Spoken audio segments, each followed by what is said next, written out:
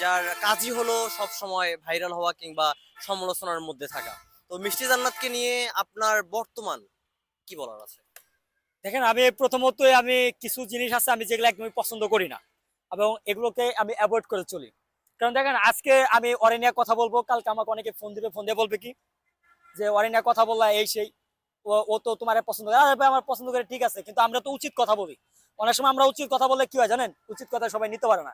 আমি একটা বসের মুভি দেখছিলাম, মুভির নাম ছিল বসগিরি। এটার মধ্যে একটা অ্যাক্টর ছিল কমল হাসান, কমল পাটেকার। তো উনি একটা ডায়লগ, ইজ্জত আলীর ইজ্জত নাই, সত্যি কথার বাত নাই। তেনা একটা জিনিস কি, বর্তমান বাংলাদেশে এমন একটা অবস্থা হয়ে গেছে গা, যে সত্য কথাগুলো বলতে পারে বাত নাই। তো মিষ্টি জান্নাত ইদানিং সে যেগুলা শুরু করছে ভাই, এগুলা সবগুলাই মানে মানে এগুলা আসলে এতটাই রুচিহীন হয়ে গেছে গা, যে উনি মানে যা পাইতেছে তাই নিয়ে কথা বলতেছে। যেখানে সাকিব এবং পূর্ণিমা দুজনই স্পষ্টভাবে বলছে যে উনি মিডিয়ার বাইরে।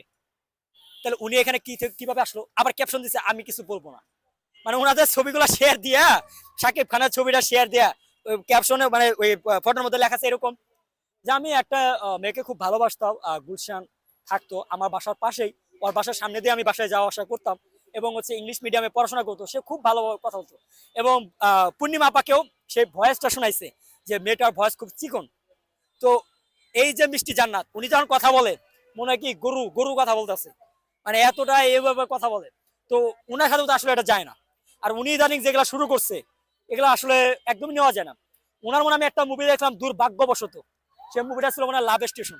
এটা মনে হয় ফার্স্ট উনার মুভি, এটা মনে হয় লাস্ট মুভি, এমন কোনো মুভি দেখি নাই। এবং উনার মতো আরো কয়েকজন হিরোইন আছে, এরা মুভি করে না, কিন্তু ফার্ম গেট আর কারণ বাজার গেট টিকটক করে, এর বিনিময়ে কি পায়, বিভিন্ন অ্যাওয়ার্ড পায়, বিভিন্ন প্রোগ্রামে দেখলে পরে এদেরকে দেখা যায়। অথচ এখন পর্যন্ত আমি একটা সিনেমা, হিট সিনেমা দেখলাম না। কেন ভাই?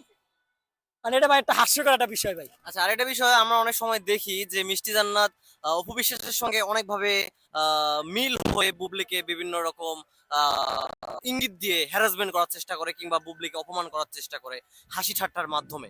তো এই যে অপু বিশ্বাস এবং মিষ্টি জান্নাত, তারা আবার এটাও বলে যে তারা পিঠাপিঠি বোন। তো তার মানে কি অপু বিশ্বাস এবং মিষ্টি জান্নাত একত্রিত হয়ে শাকিব খানের পিছনে লাগছে শুধুমাত্র বুবলিকে তার থেকে আলাদা করার জন্য? দেখেন, একটা জিনিস সবসময় মাথা রাখবেন, সত্যের জয় মিথ্যার পরাজয়, সৎসঙ্গে স্বর্গবাস অসৎসঙ্গে সর্বনাশ, সেটা আমরা ভালো করে জানি। তো উনারা অসৎসঙ্গে স্বর্গবাস করার চেষ্টা করতেছে, বাট পারবে না, এটা সর্বনাশ হবে।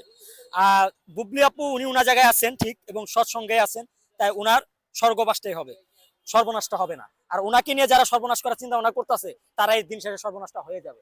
ইতিপূর্বে আমরা অনেক প্রমাণ দেখছি, তো এটা নিয়ে কোনো কথা বলার ইচ্ছা নাই। তবে হ্যাঁ, আমি এটা বলতে চাই, এই যে মাঝে মধ্যে ক্যামেরার সামনে আইসা ওনারা যে এই যে ও আমার মেজ বোন, ও আমার ছোট বোন, ও আমার পিঠা বোন, ও আমার যমজ বোন, মানে কি লাগাইছে পূজা ছিল মানে সবার ছোট বোন।